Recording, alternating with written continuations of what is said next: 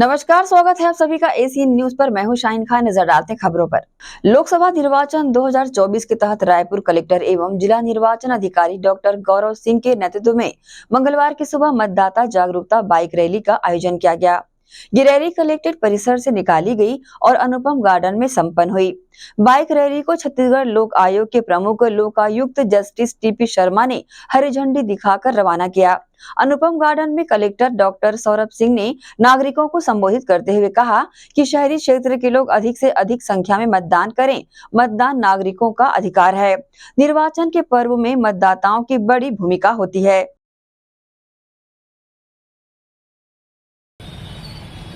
नागरिक लोकतंत्र में अपनी पूर्ण आस्था रखते हुए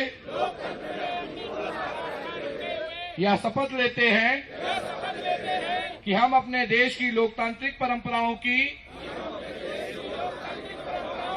मर्यादा को बनाए रखेंगे तथा स्वतंत्र, निष्पक्ष एवं शांतिपूर्ण निर्वाचन की गरिमा को अक्षुण्ण रखते हुए निर्भीक होकर धर्म, मूल, वंश, जाति, समुदाय, भाषा अथवा अन्य किसी भी प्रलोभन से प्रभावित हुए बिना सभी।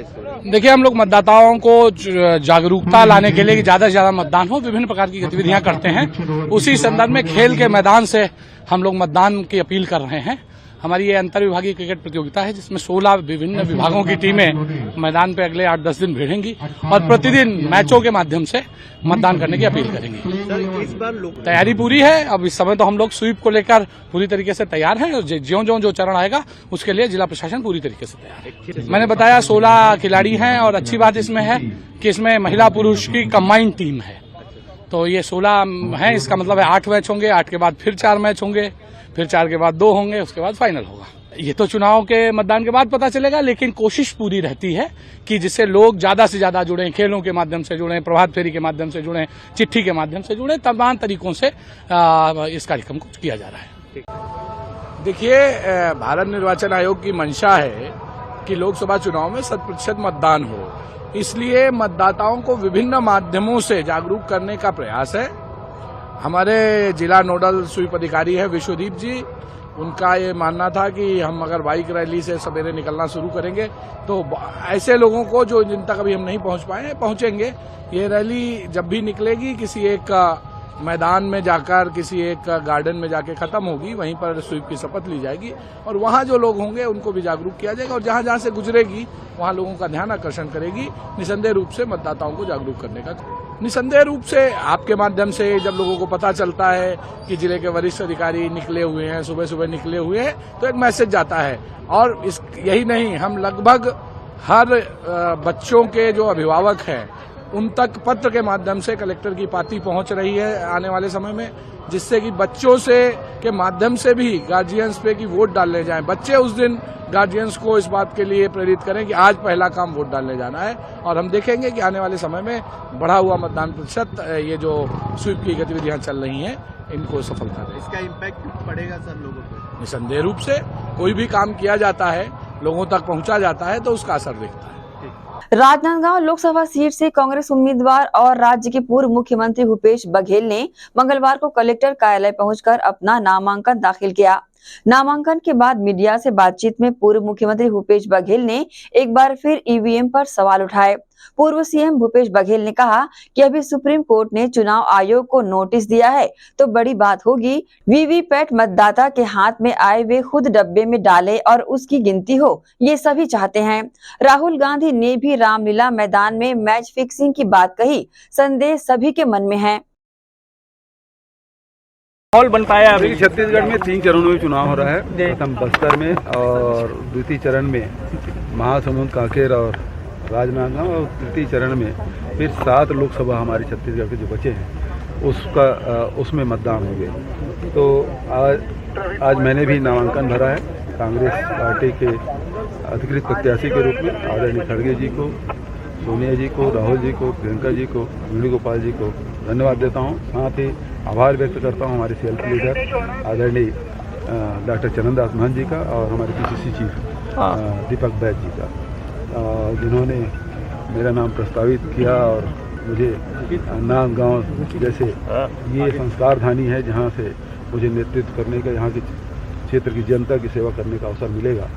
तो काफ़ी उत्साह है लोगों में और सभी ब्लॉकों का दौरा हो चुका है, सभी विधानसभा हम लोग जा चुके हैं। कार्यकर्ताओं में बहुत उत्साह है। आम किसान, मजदूर, आदिवासी, हमारे अनुसूचित जाति के लोग, महिलाएं सब आतुर हैं। 26 तारीख का इंतजार सब कर रहे हैं और मुझे पूरा विश्वास है सबका आशीर्वाद मुझे मिलेगा। ये कोशिश हो रही है क्या सर, जो ज़्यादा से ज़्यादा नामांकन हो कार्यकर्ताओं की तरफ से? आपने अपील से ज़्यादा नामांकन नहीं, मैंने अपील ये कि देखिए, जब ईवीएम का सवाल उठा तो ईवीएम को रोकने क्या उपाय है, तो मैंने निर्वाचन आयोग के जो प्रश्नोत्तरी है जिसमें प्रश्न क्रमांक 303 उसका उल्लेख मैंने किया कि 384 नोटा सहित यदि नामांकन करते हैं और कैंडिडेट रह जाते हैं तो वहाँ फिर ईवीएम से चुनाव नहीं होगा, बैलेट पेपर से होगा। अब इसको तोड़ मड़ोड़ के जो बात कर रहे हैं वो अलग बात है। बचत वहाँ के साथियों ने कहा हम नामांकन भरेंगे, वो तो पाटन की बात थी, दुर्ग लोकसभा की बात थी। तो शंकाएं तो अभी भी है, जहाँ भी हम लोग जा रहे हैं लोग यही कह रहे हैं कि हमने तो वोट दिया था, हमारा वोट गया कहाँ। हमारे पोलिंग बूथ से हमको लीड करना था लेकिन हम पिछड़ गए। तो ईवीएम पे लोगों का विश्वास तो रहा नहीं। अभी जिस प्रकार सुप्रीम कोर्ट में भी इलेक्शन कमीशन को जो नोटिस दिया है वो भी बहुत महत्वपूर्ण है और यदि ये इसी समय जल्दी से जल्दी यदि उसमें कोई फैसला आ जाता तो बड़ी बात होगी। जो वीवीपैट है वो मतदाता के हाथ में आए और वो बॉक्स में डाले और उसकी गिनती हो, ये तो सभी चाहते हैं। सभी नेताओं ने भी कहा और जिस प्रकार से राहुल जी ने 31 तारीख को रामलीला मैदान में जो कहा कि मैच फिक्सिंग की बात, तो वो शंकाएं तो सब में है। लोकतंत्र के इस पर्व में आपने पहले नामांकन कर लिया, संतोष पांडे प्रतिनिधि भी आपके रहेंगे, क्या उनको शुभकामनाएं देंगे आप? देखिए, संतोष पांडे जी पहले सांसद रहे और यहाँ के लोग उसे ढूंढ भी रहे हैं। हमने तो 5 साल देखा नहीं है और संतोष जी को मेरी शुभकामनाएं हैं कि उनको दोबारा टिकट मिला। क्या सर यहाँ रुकेंगे छोटे से ब्रेक के लिए, जल्द हाजिर होते हैं। आप सब बने रहिए एसीएन न्यूज के साथ।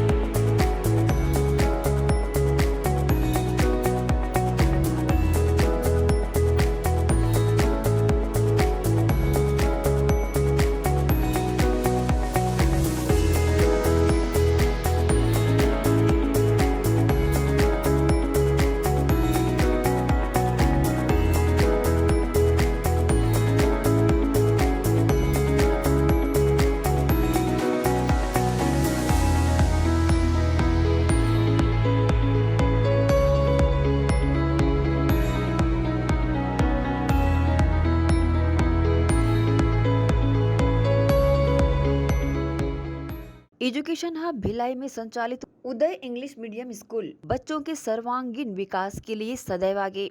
प्ले ग्रुप से कक्षा 8वीं तक विद्यार्थियों को प्रशिक्षण। Uday English medium school admission open. उपलब्ध सुविधाएं स्मार्ट क्लास, कंप्यूटर क्लास, बस सुविधा उपलब्ध, साथ ही सीसीटीवी कैमरे द्वारा विद्यार्थियों पर सतत निगरानी। अनुभवी शिक्षकों द्वारा विद्यार्थियों को स्पेशल इंग्लिश ट्रेनिंग। उदय इंग्लिश मीडियम स्कूल में बच्चों को स्कूली शिक्षा के साथ भौतिक शिक्षा व शारीरिक शिक्षा, साथ ही नैतिक शिक्षा का ज्ञान। उदय इंग्लिश मीडियम स्कूल सभी कक्षाओं के लिए निःशुल्क एडमिशन। संस्कृति से जोड़ने बच्चों के लिए special programme. Uday English medium school admission open. हमारा पता भक्त माता कर्मा चौक, छावनी, भिलाई, जिला Durg, Chhattisgarh. Mobile number 9589309949, 9893399132।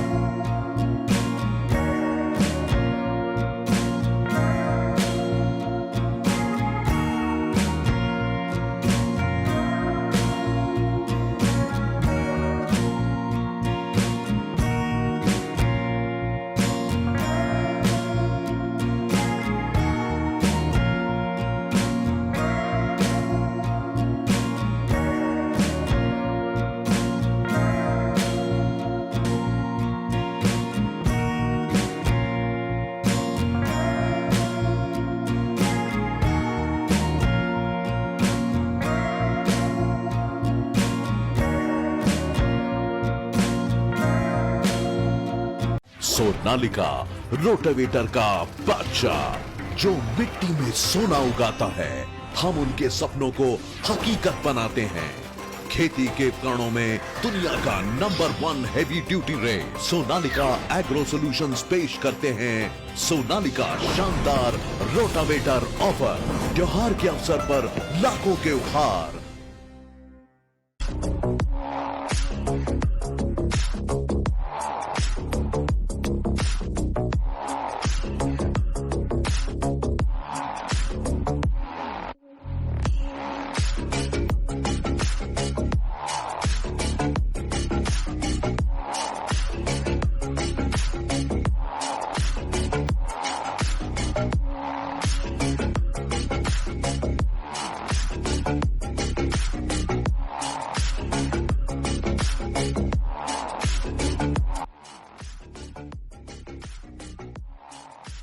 Break के बाद आप सबका स्वागत है। छत्तीसगढ़ के नेता प्रतिपक्ष डॉक्टर चरणदास महंत ने उद्योगपति एवं पूर्व सांसद नवीन जिंदल के भाजपा में शामिल हो जाने पर तल्ख टिप्पणी करते हुए उन्हें दुनिया का सबसे बड़ा बेवकूफ करार दिया। नेता प्रतिपक्ष ने कहा कि उनकी मां के संबंध में तो मैं कुछ नहीं कह सकता, पर नवीन जिंदल को इतनी बेवकूफी नहीं करनी चाहिए थी। भूपेश है तो भरोसा है का नारा लोकसभा चुनाव में गायब हो जाने के सवाल पर डॉक्टर महंत ने कहा कि ये सभी स्वीकार करते हैं कि कहीं न कहीं हम सब कांग्रेस के बड़े नेताओं से चूक हुई है, इसलिए हमें छत्तीसगढ़ में हार का सामना करना पड़ा। भाजपा प्रत्याशी सरोज पांडे के आरोप का जवाब देते हुए डॉक्टर महंत ने कहा कि वो तो दुर्ग में रहती है, लोगों से पूछ कर कोरबा की भौगोलिक जानकारी ले रही है, वे भला क्या बताएंगी कि कहां किसने घोटाला किया है। हम इस क्षेत्र में 44 साल से मौजूद हैं। सरोज पांडे भला 44 दिन में कोरबा को क्या समझेगी। देखिए, मैं अभी तक उनके रायपुर में रहा हूँ, इस तरह की बातें मेरे सामने नहीं आई हैं। कलेक्टर को लेटर लिखा है सर उन्होंने? लिखा नहीं, मैं रहा हूँ बोला। अभी इस तरह चुनाव के दौरान बात करना पूरी राजनीतिक बात हो जाती है, तो मैं कहता हूँ इस तरह की राजनीतिक बातों को हमें ध्यान नहीं देना चाहिए। उनसे गलती हो गई कुछ लोगों से, कुछ लोगों ने लिख के दिया कि हमने आवेश में, विद्वेष में एक दूसरे के कहने से ऐसा कहा किया है, और ऐसे समय जबकि लोग भाग भाग के भाजपा में जा रहे हैं, यदि वो कांग्रेस में अपनी गलती को स्वीकार करके आना चाहते हैं तो हमें लेने में कोई गुरेज नहीं है, हम लोग उनका स्वागत कर रहे हैं। कहीं ना कहीं ऐसा लगता है कि कांग्रेस के 5 साल के शासनकाल में पार्टी अपने ही जो कार्यकर्ता थे या जो नेता थे उनको पूछ परख करने में कहीं चूक कर गई। स्वाभाविक है, इसको मैं भी स्वीकार करता हूँ, इसको भूपेश बघेल जी भी स्वीकार करते हैं, और हमने सार्वजनिक भाषणों में कहा है कि हमसे गलती हुई, मुख्यमंत्री से गलती हुई, मंत्रियों से गलती हुई, कार्यकर्ताओं से भी कुछ गलती हुई। इसी का नतीजा हम लोग भोग रहे हैं कि आज हमारी सरकार नहीं है। नहीं तो जितने काम इस सरकार ने किए हैं, भूपेश बघेल की सरकार ने किया है, उतना काम जमीनी रूप में कोई भी कांग्रेस पार्टी के अलावा भारतीय जनता पार्टी का सरकार नहीं कर पाया है, ना नहीं कर पाएगा। देखिए, नारा तो वो कांग्रेस पार्टी को जिताने के लिए दिया गया था, कांग्रेस पार्टी के कार्यक्रमों पर जो भरोसा किया था इसलिए दिया गया था। अरुण साव जी अब आए हैं, देखते हैं, 2 महीने तो हुए अभी, कितने महीने चल पाते हैं, कितने महीने चला पाते हैं, उनका पद कितने दिन का है, अभी तो कुछ दिनों में पता लगेगा। अभी तो ये लोकसभा की चुनाव है, इसलिए सब चुप है।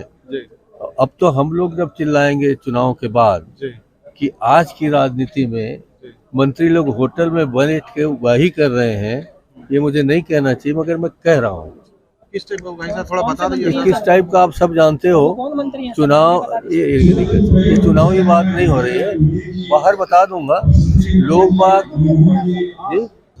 जिस ढंग से भ्रष्टाचार शुरू हो गया है, जिस ढंग से मुख्यमंत्री बनने से पहले अडानी की कटाई शुरू हो गई है, जिस ढंग से अडानी को लाभ पहुंचाने के लिए और बड़े बड़े जंगल दिए जा रहे हैं, खदाने दिए जा रहे हैं, जिस ढंग से आपने जिंदल को बेवकूफ बना के अपने पार्टी में संलग्न कर लिया है, शामिल कर लिया है।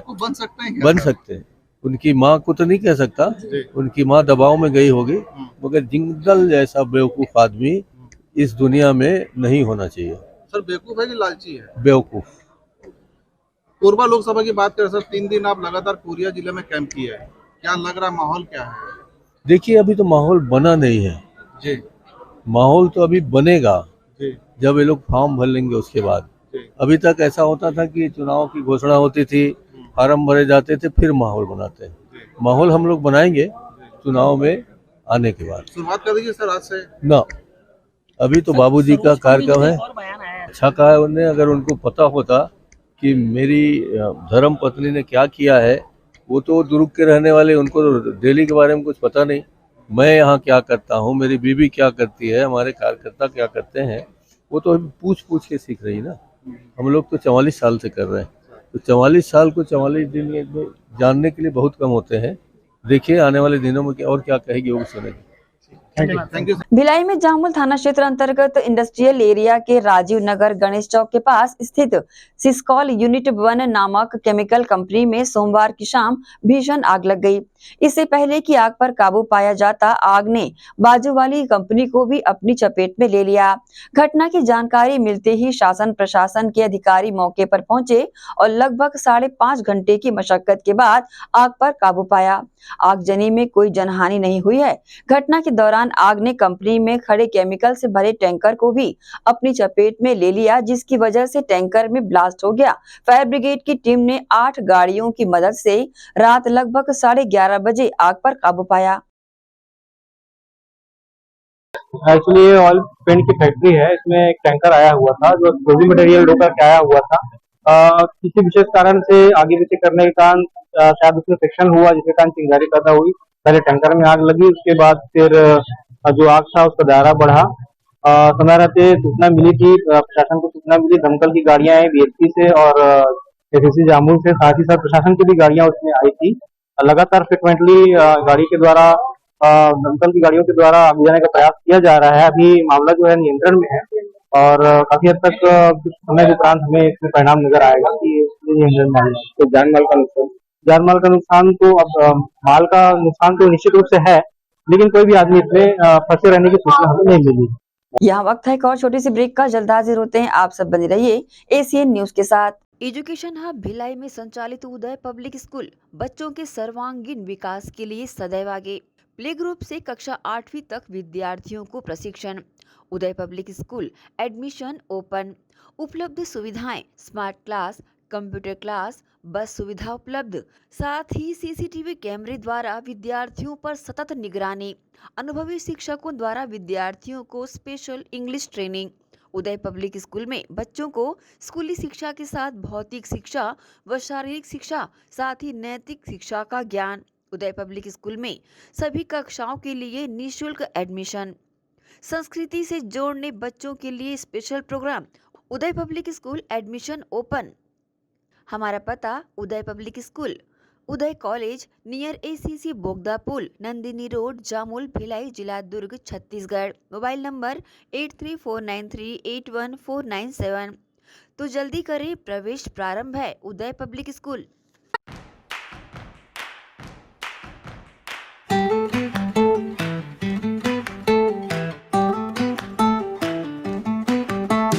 नन्हे नन्हे प्यारी जान, पढ़ेंगे लिखेंगे तभी तो बनेंगे भारत की पहचान। बच्चों से ही है कल का भविष्य, तो आइए उदय पब्लिक स्कूल में जल्द ही एडमिशन कराइए। जी हाँ, एडमिशन शुरू हो चुके हैं। नर्सरी से कक्षा 8वीं तक आपके निकट उदय कॉलेज कैंपस नियर एसीसी बोगदा पुल, नंदनी रोड, जामुल, भिलाई में स्थित 2019 से गुणवत्ता भर शिक्षा प्रदान करने वाला आपके क्षेत्र में पहली बार, जिसका नाम है उदय पब्लिक स्कूल। जी हाँ, सभी कक्षाओं के लिए निःशुल्क प्रवेश। स्कूल नर्सरी से कक्षा 8वीं तक के लिए इस वर्ष प्ले ग्रुप की भी शुरुआत की जा रही है। सरकार द्वारा 25% छात्रों के लिए मुफ्त शिक्षा प्रदान की जाएगी। प्रवेश के लिए जल्दी करें। बस वैन की सुविधाएं भी उपलब्ध है। पुस्तकालय सुविधाएं है, सीसीटीवी कैमरा, संगीत कक्ष, खेल और सांस्कृतिक गतिविधियां, मल्टीपर्पस हॉल। महत्वपूर्ण दिन और त्योहारों को भी यहाँ मनाया जाता है। कंप्यूटर लैब और स्मार्ट क्लास शिक्षण सुविधाएं भी उपलब्ध की जाती है। अग्नि सुरक्षा के लिए भी सुविधाएं उपलब्ध है। बच्चों के अंग्रेजी बोलने पर भी महत्वपूर्ण ध्यान दिया जाता है। तो फिर देरी किस बात की, जल्दी कीजिए, क्योंकि एडमिशन शुरू हो चुके हैं। उदय पब्लिक स्कूल में आपके निकट उदय कॉलेज कैंपस निकट एसीसी बोगदा पुल, नंदनी रोड, जामुल, भिलाई में।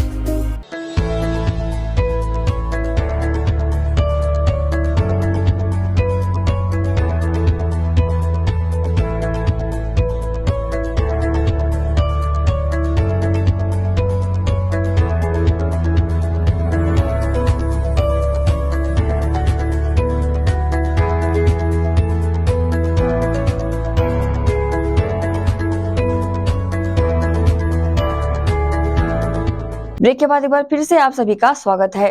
सोमवार को माइलस्टोन जूनियर एकेडमी में नए बच्चों के लिए ओरिएंटेशन कार्यक्रम का आयोजन हुआ, जिसकी शुरुआत माइलस्टोन की डायरेक्टर डॉक्टर श्रीमती ममता शुक्ला ने मां सरस्वती की पूजा अर्चना के साथ की। पूजा के उपरांत डायरेक्टर डॉक्टर ममता शुक्ला ने बच्चों को उनके उज्जवल भविष्य की शुभकामनाएं देते हुए माइलस्टोन के बैनर को रंग बिरंगे गुब्बारों के साथ आकाश की ऊंचाइयों में छोड़ा। डॉक्टर श्रीमती ममता शुक्ला कभी भी छोटे बच्चों को इतना छोटा नहीं बनाना चाहती कि उन्हें समझना किसी के लिए कठिन हो। उनका हमेशा यही प्रयास रहता है कि बच्चे कोरा कागज हैं, उन पर हम कितना अच्छा लिख लें कि वो एक दिन हमारे देश की बान और शान में शामिल हो जाएं। इन्हीं छोटे बच्चों द्वारा ही देश का गौरव और मान ऊंचा होता है। इसी के साथ ही आप चलेंगे इजाजत। आप सब बने रहिए एसीएन न्यूज के साथ। नमस्कार।